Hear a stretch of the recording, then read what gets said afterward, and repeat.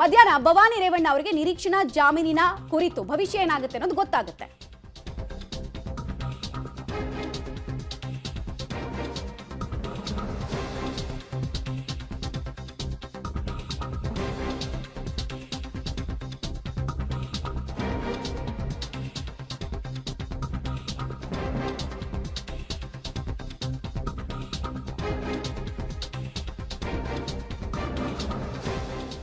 ಭವಾನಿ ರೇವಣ್ಣರನ್ನ ಆರೋಪಿ ಮಾಡುತ್ತಾ ಎಸ್ಐಟಿ ಅನ್ನೋದು ಪ್ರಶ್ನೆ. ಮಧ್ಯಾಹ್ನ ಭವಾನಿ ರೇವಣ್ಣ ಅವರ ಕುರಿತು ಜಾಮೀನು ಅರ್ಜಿಯನ್ನ ನಿರೀಕ್ಷಣಾ ಜಾಮೀನು ಅರ್ಜಿಯನ್ನು ಏನು ಹಾಕೊಂಡಿದ್ರು ಅದರ ಭವಿಷ್ಯ ನಿರ್ಧಾರ ಆಗುತ್ತೆ.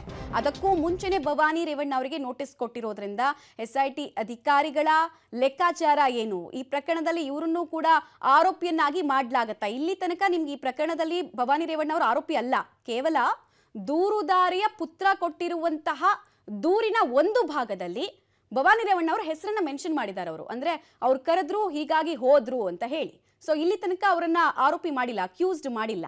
ಅಕ್ಯೂಸ್ಡ್ ಮಾಡಿದವರು ರೈಟ್ ಡೀಟೇಲ್ಸ್ ಕೊಡ್ತಾರೆ. ಮುರಳಿ ಒಂದ್ ಕಡೆಗೆ ನಿರೀಕ್ಷಣಾ ಜಾಮೀನಿನ ಆದೇಶ ಮಧ್ಯಾಹ್ನ ಪ್ರಕಟ ಆಗ್ಲಿಕ್ಕಿದೆ. ಈ ಬೆನ್ನಲ್ಲೇ SIT ಇಂದ ಬುಲಾವ್ ಬಂದಿರೋದು. ಸೊ ಹೇಗ್ ನೋಡ್ಬೋದು ಈ ಪ್ರಕರಣವನ್ನ? ಮಮತಾ, ಈಗ ಒಂದು ಕ್ಲಾರಿಫಿಕೇಶನ್ಗೆ SIT ಅಧಿಕಾರಿಗಳು ಬಂದಿದ್ದಾರೆ ಅಂತೇಳಿ ಮೇಲ್ನೋಟಕ್ಕೆ ಕಾಣ್ತಾ ಇದೆ. ಯಾಕೆಂದ್ರೆ 41A CRPCಯಲ್ಲಿ ಅಡಿಯಲ್ಲಿ ಒಂದು ನೋಟಿಸ್ ಅನ್ನ ಕೊಟ್ಟಿರುವಂಥದ್ದು. ಅಂದ್ರೆ ದೂರಿನ ಅನ್ವಯ ಆರೋಪಿಯನ್ನಾಗಿ ಈಗ ಭವಾನಿ ರೇವಣ್ಣವನ್ನ ಪರಿಗಣಿಸಿದ್ದಾರೆ ಅನ್ನೋದ್ರ ಬಗ್ಗೆ ಮಾಹಿತಿಗಳು ಸಿಗ್ತಾ ಇದ್ದಾವೆ. ಅಂದ್ರೆ ಆ ನೋಟಿಸ್ ನಲ್ಲಿ ಉಲ್ಲೇಖವನ್ನ ಮಾಡ್ತಾರೆ CRPC 41A. ಅಂದ್ರೆ 41A ಅಂದ್ರೆ ಆರೋಪಿ ಯಾರು ಇರ್ತಾರೆ ಅವರಿಗೆ ವಿಚಾರಣೆಗೆ ಹಾಜರಾಗಬೇಕು ಅಂತೇಳಿ ನೋಟಿಸ್ ಅನ್ನ ಕೊಡುವಂಥದ್ದು. ಯಾಕೆಂದ್ರೆ ಈ ಆ ಪ್ರಕರಣಕ್ಕೆ ಸಂಬಂಧಪಟ್ಟಂತೆ ಪೂರಕ ಸಾಕ್ಷ್ಯಾಧಾರಗಳು, ಆ ಸಾಕ್ಷ್ಯಾಧಾರಗಳನ್ನೆಲ್ಲ ಕೂಡ ಸಂಪೂರ್ಣವಾಗಿ ಈಗಾಗಲೇ SIT ಮಹತ್ವವಾಗಿ ಕಲೆಕ್ಟ್ ಅನ್ನ ಮಾಡಿರುವಂಥದ್ದು. ಆದ್ರೆ ನಿರೀಕ್ಷಣಾ ಜಾಮೀನಿನ ಅರ್ಜಿ ವಿಚಾರಣೆ ಈಗಾಗಲೇ ಮುಕ್ತಾಯಗೊಂಡಿದೆ. ಮುಕ್ತಾಯಗೊಂಡ ಹಿನ್ನೆಲೆಯಲ್ಲಿ ಇವತ್ತು ಮಧ್ಯಾಹ್ನ ಬಹುತೇಕ ನಿರೀಕ್ಷಣಾ ಜಾಮೀನಿನ ಅರ್ಜಿ ತೀರ್ಪು ಹೊರಗಡೆ ಬರುವಂತ ಸಾಧ್ಯತೆಗಳು ಕೂಡ ಇದ್ದಾವೆ. ಅದರ ನಡುವೆ ಈಗ SIT ಅಧಿಕಾರಿಗಳು A8 ಆಗಿ ಅಂದ್ರೆ ಆರೋಪಿ ಎಂಟರಾಗಿ ಭವಾನಿ ರೇವಣ್ಣ ಅವ್ರನ್ನ ಕನ್ಸಿಡರ್ ಮಾಡಿದ್ದಾರೆ ಅಂತ ಹೇಳಿ ಅವರು ಕೊಟ್ಟಂತ ನೋಟಿಸ್ ಇಂದ ಒಂದು ಕನ್ಫರ್ಮ್ ಆಗಿ ಗೊತ್ತಾಗ್ತಾ ಇರುವಂತದ್ದು. ಮಮತಾ, ಮುರಳಿ, ಈಗ ಮೊನ್ನೆ ಆರ್ಗ್ಯುಮೆಂಟ್ ಕೌಂಟರ್ ಆರ್ಗ್ಯುಮೆಂಟ್ ಆಯ್ತಲ್ಲ, ಆಗ SIT ಪರ ವಕೀಲರು ಆನ್ ರೆಕಾರ್ಡ್ ಏನಾದ್ರೂ ಇಂತಹ ವಿಚಾರಗಳಂದ್ರೆ ಭವಾನಿ ರೇವಣ್ಣ ಮೇಲೆ ಇಂಥ ಗಂಭೀರ ಗುರುತರ ಆರೋಪಗಳಿದೆ ಅಂತ ಪ್ರಸ್ತಾಪ ಮಾಡೋ ವಿಚಾರವನ್ನ ಕೋರ್ಟ್ ನಲ್ಲಿ ಏನಾದ್ರೂ ಮಾಡಿದ್ರಾ? ಆನ್ ರೆಕಾರ್ಡ್ ಏನಾದ್ರೂ ಮಾಡಿದ್ರಾ? ಖಂಡಿತ ಮಮತಾ. ಯಾಕೆಂದ್ರೆ ಪ್ರಮುಖವಾಗಿ ಭವಾನಿ ರೇವಣ್ಣ ಅವರಿಗೆ ಯಾವ ಕಾರಣಕ್ಕೆ ನಿರೀಕ್ಷಣಾ ಜಾಮೀನುಗಳನ್ನ ಮಂಜೂರನ್ನ ಮಾಡಬಾರ್ದು, ಯಾಕೆಂದ್ರೆ ಭವಾನಿ ರೇವಣ್ಣ ಅವರ ವಿರುದ್ಧ ಇರುವಂತಹ ಸಾಕ್ಷ್ಯಾಧಾರಗಳು, ಆ ಸಾಕ್ಷ್ಯಾಧಾರಗಳಿಗೆ ಪೂರಕವಾದ ಆಡಿಯೋ ಕ್ಲಿಪ್ಪಿಂಗ್ ಗಳನ್ನು ಕೂಡ ನಾವು ಕೋರ್ಟ್ನ ಗಮನಕ್ಕೆ ತರ್ತೀವಿ ಅನ್ನೋದ್ರ ಬಗ್ಗೆ ಒಂದು ಉಲ್ಲೇಖವನ್ನ ಮಾಡ್ತಾ ಹೋಗ್ತಾರೆ. ಮಮತಾ, ಇಲ್ಲಿ ಗಮನಿಸಬೇಕಾಗಿರುವಂಥದ್ದು A2 ಆರೋಪಿ ಅಂದ್ರೆ ಅಪಹರಣದ ಪ್ರಕರಣದ A2 ಆರೋಪಿ ಸತೀಶ್ ಬಾಬು ಜೊತೆಯಲ್ಲಿ ನಿರಂತರವಾಗಿ ಸಂಪರ್ಕದಲ್ಲಿರ್ತಾರೆ. ಆ ಸಂದರ್ಭದಲ್ಲಿ ಆ ಸಂತ್ರಸ್ತೆಯ ನಡವಳಿಕೆಗಳು, ಆ ಸಂತ್ರಸ್ತೆಯನ್ನ ಪ್ರೆಸ್ ಮೀಟ್ ಮಾಡಿಸುವಂತ ವಿಚಾರ ಇರ್ಬೋದು, ಆ ಸಂತ್ರಸ್ತೆಯ ವಿಡಿಯೋ ಚಿತ್ರೀಕರಣವನ್ನ ಮಾಡಿಸ್ಬೇಕು, ಜೊತೆಗೆ ಆ ಸಂತ್ರಸ್ತೆಯನ್ನ ಎಲ್ಲಿಗೆ ಕರ್ಕೊಂಡು ಹೋಗಬೇಕು, ಈ ರೀತಿ ಎಲ್ಲ ಒಂದಷ್ಟು ಡೈರೆಕ್ಷನ್ಸ್ ಅನ್ನ ಆಕೆಯೇ ಕೊಡ್ತಾ ಇದ್ರು ಅನ್ನೋದ್ರ ಬಗ್ಗೆ ಏನು ಕೋರ್ಟ್ ನಲ್ಲಿ ಉಲ್ಲೇಖವನ್ನ ಮಾಡಿದ್ರು.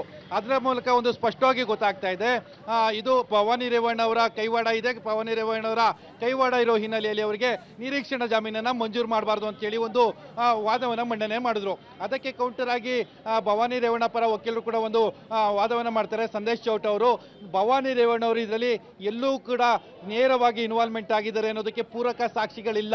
ಆ ಪೂರಕ ಸಾಕ್ಷಿಗಳು ಇಲ್ಲದೆ ಇರೋ ಹಿನ್ನೆಲೆಯಲ್ಲಿ ಅವರಿಗೆ ನಿರೀಕ್ಷಣಾ ಜಾಮೀನನ್ನ ಮಂಜೂರು ಮಾಡಬೇಕು ಅಂತ ಹೇಳಿದ್ರು.